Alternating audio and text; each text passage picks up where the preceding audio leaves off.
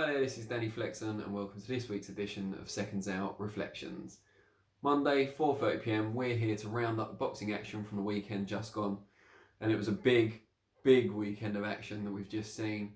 Starting nowhere else but Sin City, Las Vegas, the home of boxing in the modern day, to see Tyson Fury make his Vegas debut. He's been in America before, it's been an up and down, literally. Trips for him in the past. Steve Cunningham dropped him, of course, before Fury got up to stop him. Deontay Wilder knocked him down twice, but still couldn't get rid of him. And Fury actually looked unlucky to only snatch a draw in that one. But it was a lot more easy going, certainly in the ring this time around, as he fought the unbeaten but largely untested Tom Schwarz, who we suspected would be outclassed and quickly found out we were right, and he was. Fury got rid of him in a couple of rounds. We're used to seeing Fury fiddle about, have a bit of a laugh, and extend fights a bit longer than perhaps they should be. Well, he didn't do that this time, unless you consider maybe he should have got Schwarz out there in the first round. As soon as he started taking the job seriously, he blooded Schwarz's nose, got him up against the ropes and scored a stoppage after a knockdown. Great performance, he dazzled, not only in the fight but in the build-up. American audience seemed to take to him pretty quickly. The only thing I would say is, and I've seen a lot of this from American scribes on Twitter, they're happy with the impact he had, but they don't want to see too many more of these type of showcase fights. Frank Warren and Bob Arum, his two co-promoters, were quite candid about this before the fight, that this was intended to be a showcase for Fury to the American audience, fighting for the first time on ESPN, of course. He's done that now, he looked great doing it, he sung in the ring, the Aerosmith song, of course, Don't Want to Miss a Thing, from Armageddon. Spoiler alert, Bruce Willis dies at the end, should have watched it by now. He was really good, the crowd were really involved, they loved it. It wasn't a sellout, but I think Fury's going to be judged more by how the public takes to him and how the fight does on viewing figures for ESPN, more so than the live gate. Did really well, wasn't expected to struggle and didn't, but looked good going forward, not the usual kind of Fury on the back foot that some people used to seeing. So he dazzled not just outside the ring but inside too, which is welcome change from recent times. Now it looks like Fury, before his projected early 2020 rematch against Deontay Wilder, who of course has got his own rematch to take care of first against Luis Ortiz, it looks like Tyson Fury will squeeze in another fight, probably in October, probably in New York.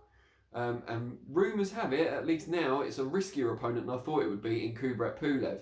Now, style-wise, Pulev may be well suited to Fury. However, he is definitely, by any stretch, by any measure, any objective measure, a top 10 world heavyweight. He's also someone who beat Hughie Fury in an IBF final eliminator in his last fight. So he's beaten Tyson's cousin. He's a quality heavyweight. He's got some good wins under his belt. He's a veteran. He does all the fundamentals really well. He's a good amateur. So style-wise, maybe a bit too straightforward for Fury to have too much trouble with. But certainly on paper, a good challenge and several levels up from Tom Schwarz. So if that comes off, I think we can all be quite happy that we'll see Fury dazzle outside the ring and maybe be challenged a little bit more inside the ring. Also on the weekend, Josh Warrington up in action again in his lead stronghold. But it was a different type of fight from his victories over Lee Selby and Carl Frampton, where he outfought and outworked both guys, showed intelligence, pressure fighting on the front foot. He had to deal with a very awkward challenger this time around in the slick Barry Kid Galahad Awad.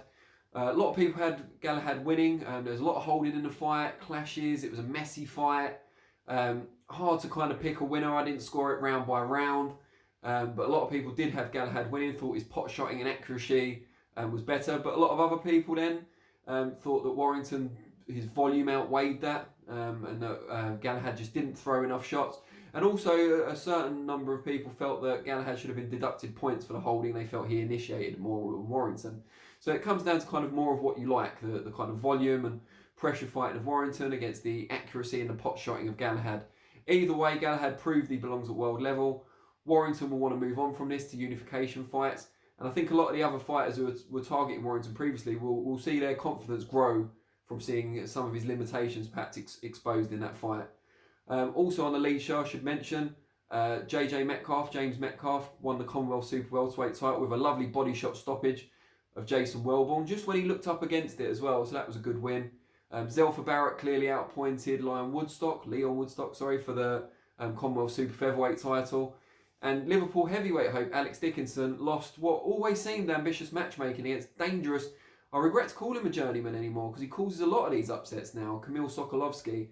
Sokolovsky pipped Dickinson on points to add to some of his upset wins he's got in the past, including over Nick Webb. And he nearly beat Lucas Brown, scuppering Dave Allen's big win. If he'd have got the win over Brown, that Dave Allen body shot stoppage or body shot knockout of Lucas Brown would never have happened. So yeah, Sokolovsky, dangerous guy. If you've got a heavyweight prospect, you're guiding him slowly, stay away from Sokolovsky. I don't want to take too much work away from him, but you've got to be smart about these things. Not someone you want in the first 10, 15 fights of a career. So that was the lead show. We also saw the World Boxing Super Series semi-finals. Not easy to say with a mouthful of jelly beans. We saw the 2 winners go through to the final, which hopefully won't have to wait too long for. The easy one first, Andrew Tabiti, started quite well, but was quickly taken over, if you like, by Uniel Dorticos. Cuban put the pressure on and eventually got him out of there. Lovely right-hand shot to finish it. If it's available on YouTube, you should watch it. The other semi-final was a lot more controversial, though it ended a lot earlier. Krzysztof Glavotsky, I believe that's how you pronounce it, fighting Maris Bridis in Bridis' homeland, Latvia, in Riga. It looked like Glavotsky hit Bridis on the back of the head, whether accidentally or not. Bridis reacted in a way you wouldn't like to see with an elbow. Looked like a blatant elbow, but the referee still contrived to miss it, Robert Bird. Told him to carry on fighting. It looked like he was giving him a timeout at first, then told Glavotsky to carry on fighting, from which point he got dropped, barely recovered in the interval, came out for the next round and was stopped.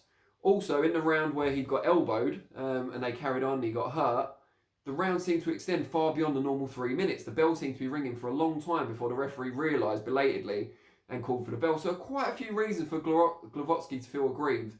And I think they've lodged a protest, although whether the WBO, whose world title was at stake, do anything about it, or the local commission, obviously in Latvia, where Bridis is from, we'll wait to see. Just before I get on to asking for your engagement, as I do every week, big fight last night, Sunday night. Dmitry Kudryashov got stopped by Ilunga Makabu in a clash between flawed but big hitting cruiserweights. Makabu was hurt when he knocked Kudryashov down the first time. They both hit each other at roughly the same time, but Makabu just about avoided the double knockdown. Then he poured it on from there on and got rid of Kudryashov. Makabu could still be a factor in what is at the moment a hot cruiserweight division. Maybe he'll be looking at the WBSS winner when that tournament has run its course. So I guess what we want to know from you is, what was your best performance of the weekend? Who really stood out to you? Fury was obviously getting all the headlines, but then you've got the WBSS guys. Dorticos in particular looked great at the weekend. So let us know what you think. Best performance of the weekend, who was it from and why? And best fight, what was the best fight to watch of the weekend? I'm not expecting many people to pick Warrington Galahad, but just let us know which one you enjoyed the most. I'll be back next week, Monday, 4:30 PM for the next ReFLEXions. And if you can't wait till then, I always say this, Thursday, 4:30 PM, FLEXpectations, looking ahead to the weekend's action. Until then, thanks very much for your time, and I'll see you soon.